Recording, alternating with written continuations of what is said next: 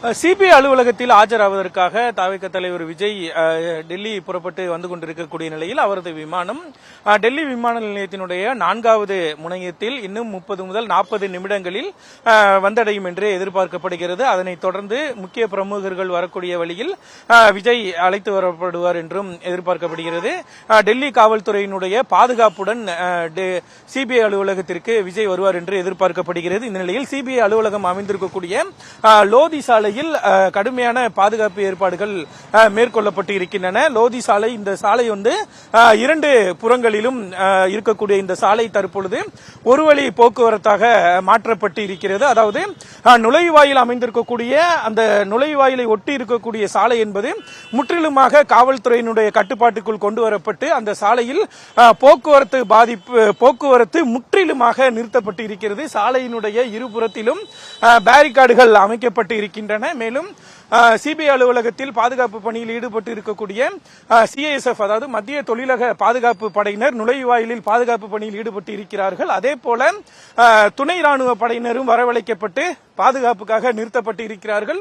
அதே போல சாலையை பொறுத்தவரைக்கும் டெல்லி காவல்துறையினர் தங்களது கட்டுப்பாட்டிற்குள் கொண்டு வந்து டெல்லி காவல்துறையினர் பாதுகாப்பு பணியில் ஈடுபட்டு இருக்கிறார்கள்.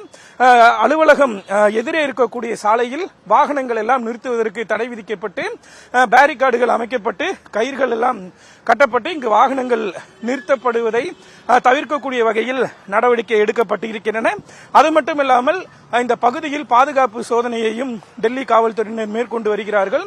மோப்ப நாய்கள் உதவியுடன் வெடிகுண்டு சோதனையானது இந்த பகுதியில் தற்பொழுது நிகழ்த்தப்பட்டது. இங்கு இருக்கக்கூடிய கடைகள் மற்றும் வாகனங்களில் இந்த சோதனையானது மோப்பநாய் மற்றும் வெடிகுண்டுகளை கண்டுபிடிக்கக்கூடிய கருவிகளுடன் இங்கு வந்து டெல்லி காவல்துறையினர் அந்த வெடிகுண்டு சோதனையிலும் ஈடுபட்டார்கள். இந்த பகுதி முழுமையாக காவல்துறை கட்டுப்பாட்டுக்குள் கொண்டு வரப்பட்டிருக்கிறது.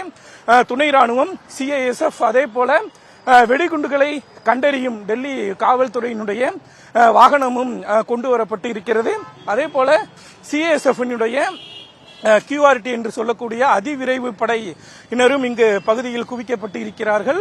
துப்பாக்கி ஏந்திய போலீஸ் பாதுகாப்பானது இங்கு ஏற்படுத்தப்பட்டு இருக்கிறது. மேலும் வாகனங்கள் அனைத்தும் செல்லக்கூடிய வகையில் அதற்கு, அதாவது இருவழி பாதையில் ஒரு வழியாக மட்டுமே தற்பொழுது வாகனங்கள் செல்வதற்கும் அதே போல மறுபுறத்தில் இருந்து வருவதற்கும் அனுமதி அளிக்கப்பட்டு இருக்கிறது. விஜயினுடைய வாகனம் நேரடியாக அலுவலகத்திற்குள்ளே அனுமதிக்கப்படாது என்றும் அவருடைய வாகனம் வெளியிலேயே நிறுத்தப்பட்டு வழக்கமான ஆட்கள் செல்லக்கூடிய பகுதி வழியாகத்தான் விஜய் அனுமதிக்கப்படுவார் என்றும் கூறப்படுகிறது.